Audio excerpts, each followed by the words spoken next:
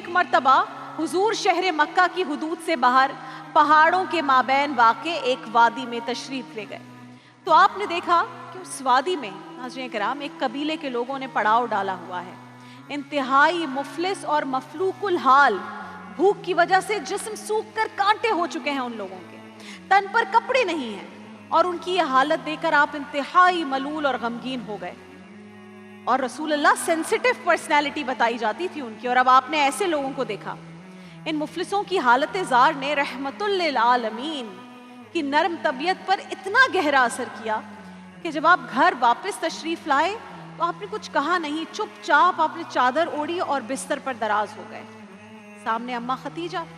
سیدہ ختیجہ نے اپنے محبوب شوہر کی یہ کیفیت دیکھی تو سمجھ لیا کہ کوئی بہت بڑا غم اور رنج ہے،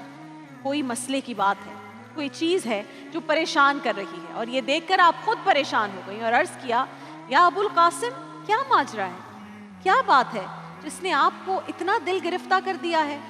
تو آپ نے فرمایا، ختیجہ میں آج چلتے چلتے مکہ سے باہر نکل گیا تو میں نے دیکھا کہ فلاں وادی میں ایک قافلہ ٹھہرا ہوا ہے، ان کے جسموں پر بتایا کہ کپڑے نہیں تھے، کھانے کو ان کے پاس کچھ بھی نہیں تھا،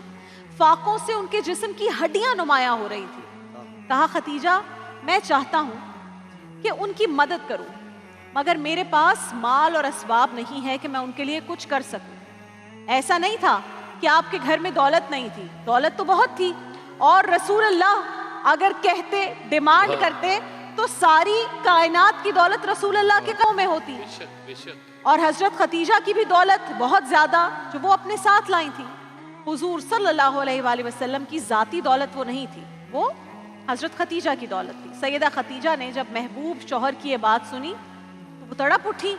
اور قریش کے نامی گرامی سرداروں کے نام لے کر فرمایا کہ اللہ کے حبیب آپ ان سب کو گھر میں مدعو کر لیں۔ جب ان سرداروں تک یہ دعوت نامے پہنچے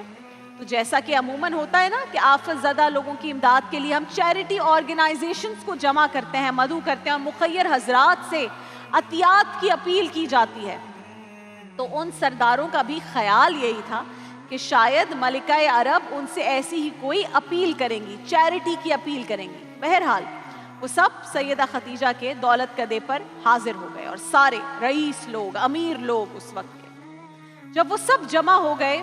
تو چشم فلک نے ایک ایسا منظر دیکھا جو شاید اس سے پہلے کبھی کسی نے دیکھا نہ ہو، کہ کوئی بیوی اپنے شوہر کی رضا کے لیے اتنی ڈیووٹڈ ہو سکتی ہے۔ سیدہ ختیجہ نے سب کے سامنے،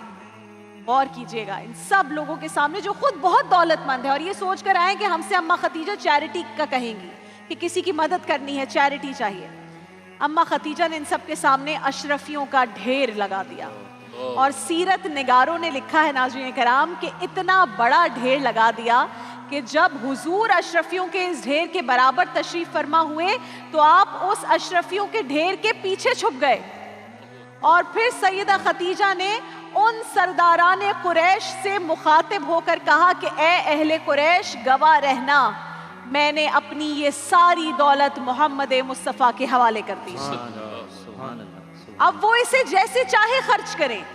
اور پھر رسول اللہ سے عرض کی، یا ابو القاسم جب میں آپ کی ہوں تو میری ہر شے آپ کی ہے، میرا مال آپ کا مال ہے، آپ اسے جسے چاہیں دیں، جیسے چاہے استعمال کریں۔ وفا شعار زوجہ کی یہ بات سن کر اللہ کے رسول کی آنکھوں میں آنسو آ گئے۔ اللہ اکبر، اللہ اکبر۔